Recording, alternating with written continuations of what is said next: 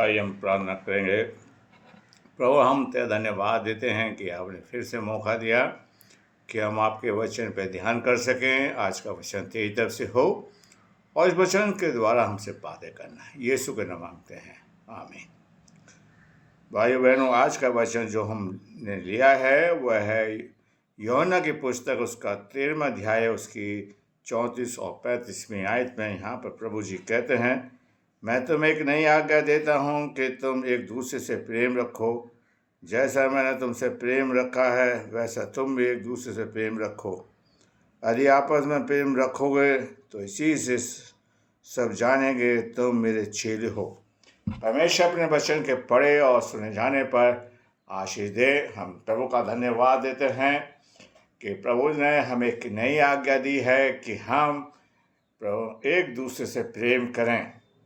और प्रभु कहता है कि मैंने तुमसे प्रेम किया। अगर हम यूहन्ना की पुस्तक, उसका 3रा अध्याय, उसकी 16वीं आयत को पढ़ें तो प्रभु कहता है, मैंने जगत से ऐसा प्रेम किया कि उसने अपना इकलौता पुत्र दे दिया। प्रभु जानता है कि अंत के समय में लोग एक दूसरे से प्रेम करने वाले नहीं होंगे, और ये बात सच है। मेरे प्यारे भाइयों बहनों, हम एक दूसरे से पिता वैर भाव करते हैं, जलन रखते हैं, बुराई करते हैं, चुगली करते हैं, निंदा करते हैं। और प्रभु कह रहा है, अगर तुम एक दूसरे से प्रेम करोगे, जैसे मैंने तुमसे प्रेम किया है वैसे तुम भी एक दूसरे से प्रेम करना, और इसी से लोग जान जाएंगे कि तुम मेरे चेले हो। क्या आज ऐसा है? हम नहीं कर रहे मेरे प्यारे भाइयों बहनों। हम दूसरों को नीचे गिराने की कोशिश कर रहे हैं, हम दूसरे पर दोष लगाने की कोशिश कर रहे हैं। और प्रभु जी हमें एक आज्ञा दे रहे हैं कि तुम एक दूसरे से प्रेम करना। कल हमने सीनाई डे में यूनिटी के बारे में, प्रेम के बारे में सुना, और प्रभु ने अंत तक अपने चेलों से, लोगों से प्यार करता रहा, और उसने ये दिखाया कि मैं तुमसे बहुत प्यार करता हूँ। मेरे प्यारे भाइयों बहनों, वो हमारे पापों के कारण मर गया, उसने हमारे लिए अपने देह पर कोड़े खाए। मेरे प्यारे भाइयों बहनों, ये प्रेम है मेरे प्यारे। हमें बचाने के लिए जगत में आया, प्रभु का धन्यवाद हो। हमारे लिए मारा गया, उसके कोड़े खाने से हमने चंगाई पाई। ये प्रेम है मेरे प्यारे भाइयों बहनों। और प्रभु हमारे लिए मारा गया, उसका कोटि कोटि हम धन्यवाद देते हैं भजन। और यहाँ पर हम लिखते हैं, देखते हैं यूहन्ना की पुस्तक, उसका 30 अध्याय, उसकी 34वीं आयत में प्रभु कहता है, मैं तुम्हें एक नई आज्ञा देता हूँ। और नई आज्ञा यह है कि प्रेम करने के बारे में कह रहा है। इसी बात को पौलुस कहता है, अगर मैं प्रेम करता हूँ, अगर मैं सारी चीज़ें कंगालों को दे दूँ और प्रेम ना रखूँ, ये सब व्यर्थ है। अन्य भाषा के लिए बोलता है, दान के बारे में बोलता है, लेकिन बाद में कहता है कि सबसे बड़ा प्रेम है। आज हमारी जिंदगी में से भाई और बहनों प्रेम चला गया है। हम एक दूसरे की जान की को लेने की कोशिश कर रहे हैं, दूसरे को नीचे की दिखाने की कोशिश कर रहे हैं। प्रेम बड़ाई नहीं करता मेरे प्यारे भाइयों, डिंग नहीं मारता। वो जो प्रेम करता वो बहुत दीन व्यक्ति होता है। जैसा हमारा प्रभु था, यीशु मसीह का स्वभाव हमारा स्वभाव जैसा हो जाए। हम एक दूसरे से प्रेम करें मेरे प्यारे भाई। और प्रभु कहता है, इसी से तुम एक दूसरे से प्रेम करना, और इसी से लोग जानेंगे तुम मेरे चेले हो। आज हमारे चर्चों में चेले नहीं है, मेंबर बहुत पाए जाते हैं। आज हमारे चर्च के अंदर में हजारों की संख्या में सदस्य हैं, लेकिन प्रेम करने वाले लोग नहीं हैं।